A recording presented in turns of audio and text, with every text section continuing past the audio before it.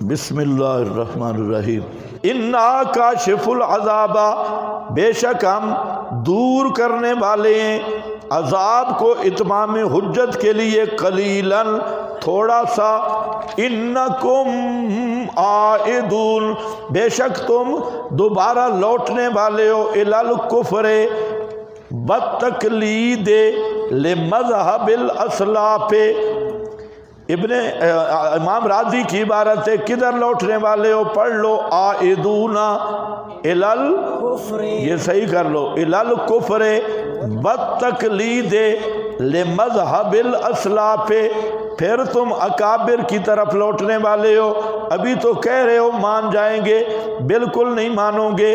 یوم نبطش البطشۃ، جس دن پکڑیں گے ہم، پکڑ بڑی، البطشۃ الکبریٰ، اس سے کیا مراد ہے؟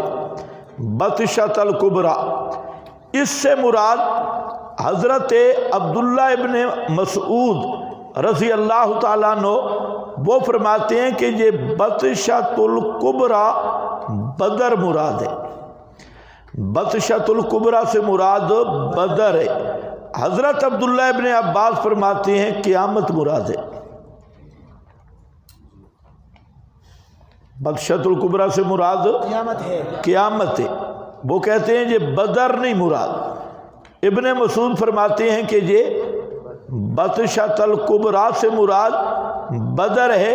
یہاں پر بھی زیادہ راجع ابن مسعود کی بات ہی لگ رہی ہے، جس دن ہم پکڑیں گے، پکڑنا بڑا، یعنی ابھی تو دھواں ہم ہٹا دیں گے، یہ ابھی عہد تو کر رہے ہیں کہ ہم مومن ہو جائیں گے، دھواں تو ہم دور کر دیں گے، لیکن پھر جب یہ پیچھے مڑیں گے نا تو پھر ہم انہیں رگڑا لگائیں گے، اور وہ رگڑا لگا بدر میں، بدر میں پھر رگڑا لگ گیا، تو یہ اسی کے ساتھ ہے۔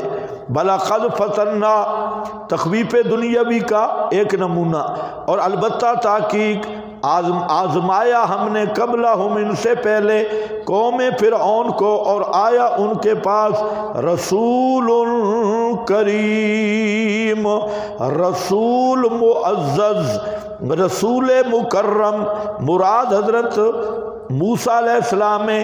ہم نے رسول مکرم یعنی حضرت موسیٰ علیہ السلام کو بھیجا۔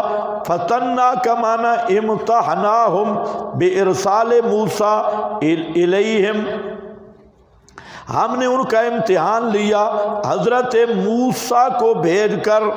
تو فتنہ یا فتنے کا معنی نہیں ہے، یا آزمائش والا معنی ہے، اور آزمائش امتحان کیا ہم نے قبلہم، ان سے پہلے، قوم فرعون، قوم فرعون، اور آیا ان کے پاس رسول مکرم، کریم، ان کا معنی کریم سب سے اعلیٰ اور سب سے مکرم، کریم او معنی لکھا ہے، کریم ان کا کئی معنی ہیں، کریم جامع المحامد، جامع الخصائل، یعنی حضرت موسیٰ علیہ السلام کیا دعوت لے کے آئے؟ ان ادو الی عباد اللہ، ان ادو الی عباد اللہ، اس کے دو معنی ہیں۔ ان ادو پہلا معنی عباد اللہ مفعول بہ ہے ادو کا، اور حضرت نے مطالبہ کیا کہ دے دو، مجھے دے دو عباد اللہ، یعنی میرے ساتھ بھیج دو بندے اللہ کے، ارسل معنا بنی اسرائیل۔ سورہ طٰہٰ آیت نمبر 47 میں یہی معنی موجود ہے کہ حضرت موسیٰ نے آ کے اعلان کیا کہ یہ جو اللہ کے بندے ہیں، مراد بنی اسرائیل ہے، اس کو فرعون نے غلام بنا رکھا تھا۔ تو حضرت موسیٰ کی بعثت کے دو مقصد تھے، بلکہ اولو العزم انبیاء کی بعثت کے دو ہی مقصد ہوتے ہیں، ایک مقصد ہے توحید، اور دوسرا مقصد ہوتا ہے اقامت التوحید۔ ایک توحید اور دوسرا مقصد ہے اقامت التوحید، اور اقامت التوحید تب ہو سکتی ہے کہ جب قوم غلامی سے آزاد ہو۔ آج کل تو یہی کہتے ہیں نا کہ مولوی کا کام مسجد تک ہے، تو مولوی خود بھی روٹیوں کھانے والا بن گیا ہے نا، مسجد تک، لیٹرین سے نکلا مسجد تک، حالانکہ انبیاء کا مقصد بعثت دونوں چیز ہوتی ہے. اقامت نام سیاست کا ہے، سیاست شرعیہ، سیاست فضلیہ نہیں، سیاست شرعیہ. شرعی سیاست کی بات کر رہا ہوں. تسوسہم الانبیاء کلما ہلک نبی خلفہ نبی.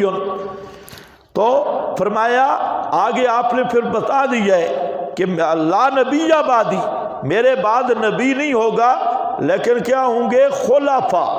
خلفاء سیاست خلافت والی، خلفاء فیکثرون، اور وہ بھی بہت ہوں گے، صرف چند ایک نہیں ہوں گے، بہت سارے ہوں گے. ہر ایک کی بیعت اور اتباع کرنا.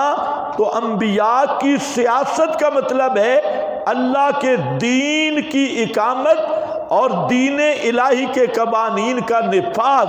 یہ پیغمبر کی ذمہ داری ہوتی ہے. تو حضرت موسیٰ علیہ السلام نے دونوں کام کیے، اور محمد الرسول اللہ صلی اللہ علیہ وسلم نے بھی دونوں کام کیے. آپ نے توحید کو بیان بھی کیا، اور مدینہ منورہ سے شروع کی اقامت، جو وہی اقامت کئی بر اعظموں تک پہنچی اور کئی صدیوں تک رہی. تو جب خلافت کا نظام ختم ہو گیا تو پھر مسلمان ٹکڑوں میں تقسیم ہو گئے. تو اب یہی بات کر رہے ہیں حضرت موسیٰ علیہ السلام، ان عدو الی عباد اللہ، کہ بھیج دے میری طرف اللہ کے بندوں کو. عباد اللہ میں اشارہ ہے یہ تیرے بندے نہیں ہیں. عباد اللہ فرعون تیرے بندے نہیں ہیں، یہ کس کے بندے ہیں؟ عباد اللہ، یہ اللہ کے بندے ہیں. تو نے ویسے انہیں بندہ بنا رکھا ہے، اس لیے ان کو آزاد کر دے. انی لکم رسول امین، بے شک میں بات سے تمہارے رسول پیغام لانے والا ہوں. امین، کوئی کمی بیشی نہیں کرتا، بے کم و کاس پورا پورا پیغام پہنچانے والا ہوں. با اللہ تعلو علی اللہ، اور مت سرکشی کرو اللہ کے آگے، اللہ پر سرکشی مت کرو. مطلب کیا ہے؟ میری دعوت ٹھکرائی تو اس کا مطلب ہوگا اللہ کے سامنے سرکشی کرنا، کیونکہ میں تو اللہ کا رسول ہوں اور میرا کام تو امانت داری کے ساتھ پیغام الہی پہنچانا ہے. میرا انکار اللہ کا انکار ہوگا، میرے سامنے سرکشی اللہ کے سامنے سرکشی ہوگی. تو اس لیے کہ رسول احکام میں نمائندہ الہی ہوتا ہے. انی آتیکم بسلطان مبین، یہ انا تعلیلیہ ہے، اور مطلب اس لیے کہ لایا ہوں میں تمہارے پاس بسلطان مبین. یہاں سلطان مبین کا معنی سند واضح. اس سند واضح کا مفہوم عام ہے. عصا اور ید بیضا اور دیگر حضرت موسیٰ کی حقانیت کے دلائل بسلطان مبین. انی عوذت بربی بربکم ان ترجمون. انی عوذت، اور یہ نیچے لکھا ہے اندماج ہے. کیا لکھا ہے؟ بولتے رہو شاباش. اندماج. اندماج کا کیا معنی ہے؟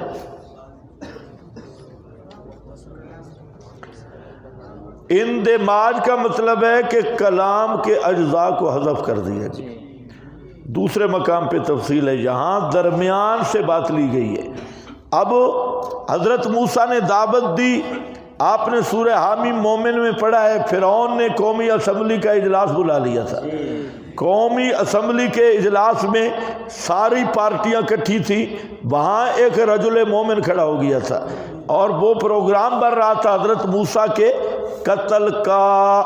اور جب حضرت موسیٰ کو اس کی اطلاع ملی تھی تو حضرت موسیٰ نے کہا تھا انی عوذت بربی برب. یہ وہ اس کی طرف اشارہ ہے جو حامی مومن میں پڑھ کے آئے ہو. میں، اور یہاں لکھا ہوگا مسلک الانبیاء فی مسألۃ الدعاء وانی عذت بربی، اور میں پناہ میں آتا ہوں اپنے رب کی اور تمہارے رب کی اس بات سے کہ تم مجھے رجم کرو۔ وَإِن لَّمْ تُؤْمِنُوا، اس میں اشارہ کر دیا فرعون جو کہہ رہا تھا قتل، تو وہ رجم کا پروگرام بنا رہا تھا۔ رجم بھی وہاں ان کے طریقے کے مطابق کئی صورتیں ہوتی تھی رجم کی، یا ان ترجمون کا دوسرا معنی، رجم کا معنی بدنام کرنا، رجم کا معنی گالیاں دینا، الزام لگانا اور بہتان لگانا۔ وَإِن لَّمْ تُؤْمِنُوا لِي، اگر تم مجھ پہ ایمان نہیں لاتے۔ یہاں سوال ہوگا ایمان کا صلہ لام آئے تو یہ تو لغوی معنی ہوتا ہے، ایمان کا صلہ لام آ چکا ہے، اِن لَّمْ تُؤْمِنُوا لِي، تو جواب یہ ہے کہ یہ لام اجلی ہے، اور معنی یہ ہے کہ اگر تم ایمان نہ لے آئے میری دعوت کی وجہ سے، لے اجل دعوتی، لے اجل قولی، اگر میری دعوت پر آپ ایمان نہ لے آئے، فاعتزلون، تو مجھ سے الگ ہو جاؤ، مجھ سے الگ ہو جاؤ، فاعتزلون یعنی مجھے ایذا نہ دو، کنارہ کش ہو جاؤ۔ فدعا ربہ،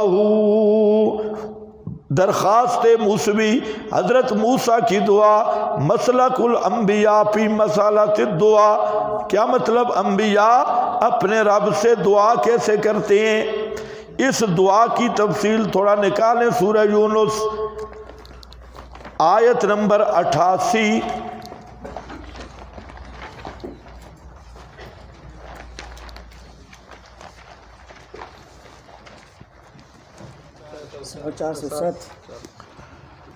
صفحہ 400، وقال موسیٰ ربنا انک آتیت فرعون وملأہ زینہ واموالا فی الحیاۃ الدنیا ربنا دیکھا، ربنا تمس، آگے پھر آئے گا ربنا لیضلوا، ربنا تمس، یہ ہوتا ہے مسلک الانبیاء فی مسألۃ الدعاء، یہ بتانا مقصد تھا۔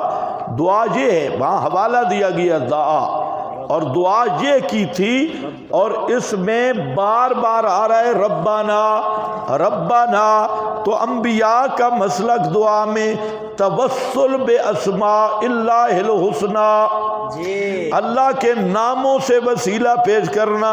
حضرت ایک تو پکارتے اللہ کو ہیں، اور دوسرا مسلک انبیاء کا مخلوق کے واسطے وسیلے پیش نہیں کرتے۔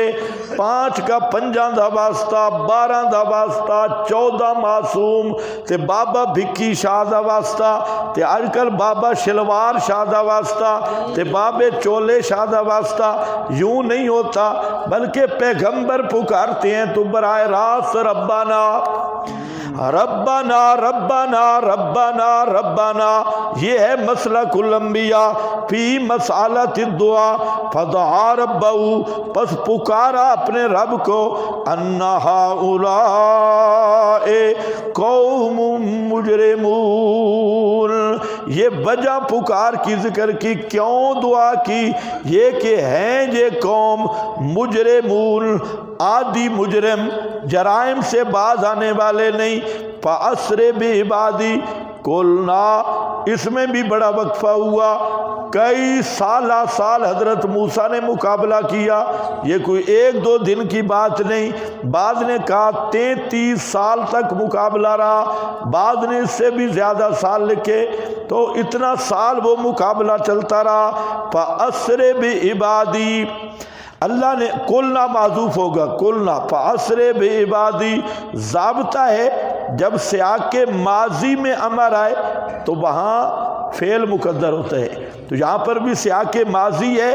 اللہ نے اس وقت کہا حضرت موسیٰ کو راتوں رات لے چل، قلنا، اور صوفی صاحب داڑھی سے نہ کھیل، فَأَسْرِ بِعِبَادِي، پس راتوں رات لے چل میرے بندوں کو، لیلن اسرے کا معنی بھی رات کا چلنا، لیلن کا معنی بھی رات، تو اس کو کہتے ہیں تجرید، علم معنی والے کہتے ہیں تجرید۔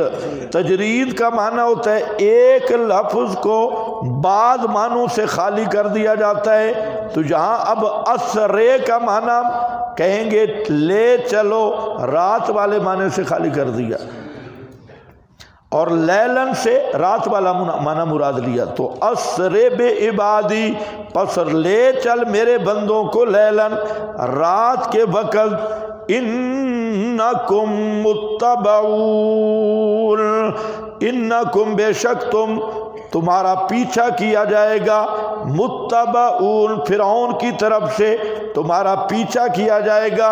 مطلب کیا تھا؟ ذرا خیال سے چلو، دھیان سے چلو، راتوں رات لے چل۔ رات کے سفر کے کئی فوائد ہیں، ایک تو اکثر بدمعاش سوئے ہوتی ہیں، فساق دشمن سارے سوئے ہیں اور آرام سے۔ دوسرا، رات کی اللہ کی شان اللہ نے رات میں یہ رکھی کہ سفر لپٹ جاتا ہے، دن میں اتنا سفر نہیں ہوتا جتنا رات کا سفر، رات کا سبق بھی زیادہ ہوتا ہے، اس لیے آئندہ رات کو سبق بھی زیادہ کرتی ہیں۔ تو بہرحال رات کا سفر یہی ہے، سفر بھی سمٹ جاتا ہے اور دشمن سے بھی آدمی محفوظ رہتا ہے۔ دشمن کیونکہ بدمعاش سوتے ہیں، اور بھی بہت ساری برکات ہیں۔ انہم فرمایا متبعون القصہ، حضرت موسیٰ علیہ السلام اپنی قوم کو لے کر چل نکلے، دریا پہ پہنچ گئے، دریا سے پار ہو گئے۔ باقی قصہ اور جگہ پہ جا نہیں ہے، دریا سے پار ہو گئے۔ جب حضرت موسیٰ علیہ السلام دریا سے پار ہوئے، پیچھے فرعون تو پہنچ آیا تھا، او انا لمدرکون، وہ اپنے لاؤ لشکر سمیت پیچھے آ گیا تھا۔ تو اب حضرت موسیٰ علیہ السلام پار نکلے تو دریا میں تو رستے بنے ہوئے تھے، حضرت کے خیال میں آیا کہ یہ بے ایمان بھی پیچھے آ جائے گا، انہوں نے خیال میں آیا دوبارہ ڈنڈا مارو کہ چل پڑے۔ اللہ نے فرمایا نہیں، رہنے دے، چھوڑ دے، کیونکہ انہی رستوں میں آئے گا تو اسی جال میں جائے گا۔ تو وہ رستے تو بنے ہوئے تھے، تو باہر نکل کے حضرت موسیٰ نے دیکھا تو خطرہ یہ ہوا کہ یہ رستے بنے ہوئے ہیں تو فرعون خان پہنچنا ہے، اس لیے اللہ تعالیٰ نے فرمایا بترک البحر، چھوڑ دے سمندر کو، رہبن، رہا یرہو، رہبن کا معنی ہوتا ہے اصل رہا یرہو، رہبن کہتے ہیں کہ ایک آدمی جیسے غیر مقلد نماز میں کھڑا ہوتا ہے، رامن کا معنی ہوتا ہے غیر مقلد جیسے نماز میں کھڑا ہوتا ہے۔ آپ کو پتہ ہے کیسے کھڑا ہوتا ہے؟ ایک ٹانگ ادھر اور ایک ٹانگ ادھر، یہ معنی ہوتا ہے رہبن کا۔ بھائی لغت کی کتابیں دیکھ لینا کہ آدمی ایسے کھڑا ہو ٹانگیں پھیلا کے، ایک ٹانگ ادھر جا رہی ہو دوسری ادھر جا رہی ہو، یہ تو تمہیں جلانے کے لیے کھڑے ہوتے ہیں۔ لیکن ہم کہتے ہیں کوئی، اسی لیے پھر ہم کہتے ہیں ہماری مجبوری، ہم اس طرح نہیں کھڑے ہو سکتے۔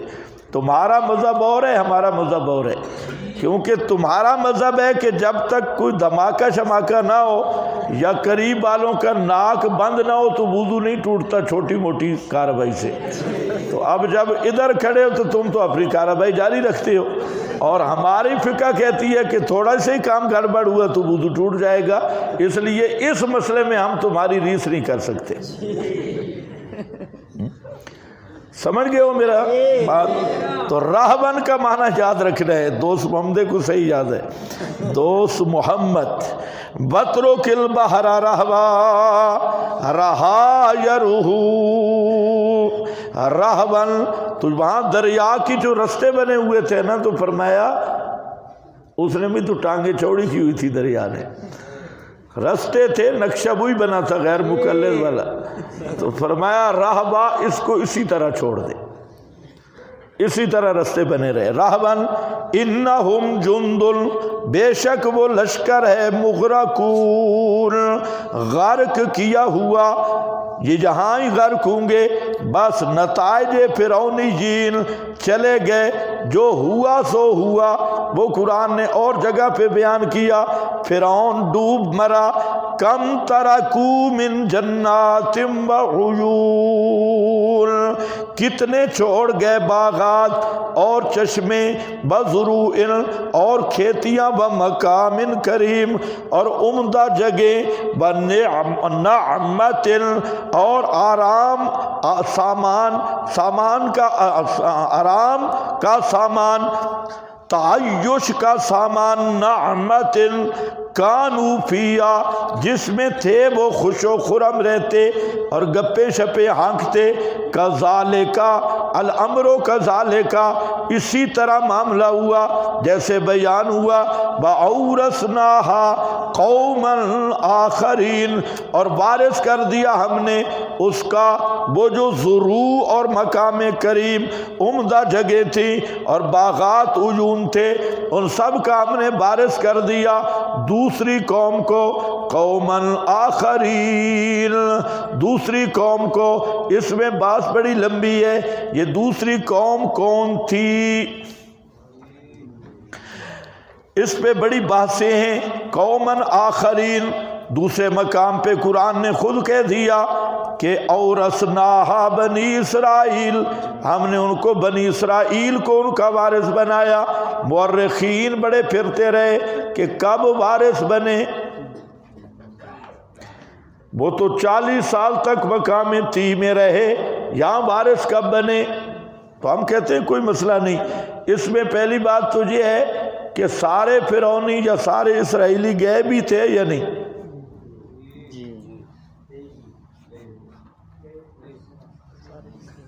دنانیہ سمیت۔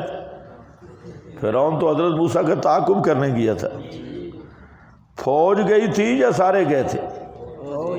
پتہ نہیں بھائی، ابہام ہے، ہمیں نہیں پتہ، اللہ بہتر جانتا ہے۔